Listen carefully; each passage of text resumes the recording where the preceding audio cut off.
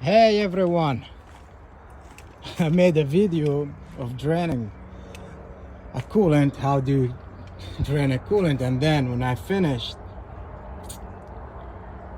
I was going to put the bolt in there, right there, and I keep tightening it, of course with the wrench, and broke. So guys, really don't use a wrench for this. Sorry about that. Don't use a wrench for this. Just tighten it, and then maybe one turn with the wrench, one full turn or 1.5, so you don't break the bolt inside. See, like what happened to me. That's why really it wasn't really tight when I ever loosed it. Just, so I had to. This happened to anyone.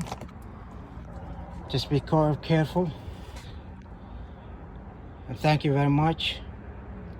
And if you like this video, please like and subscribe. This is Ali with International LT 625 2018. Thank you very much, guys. Have a good one.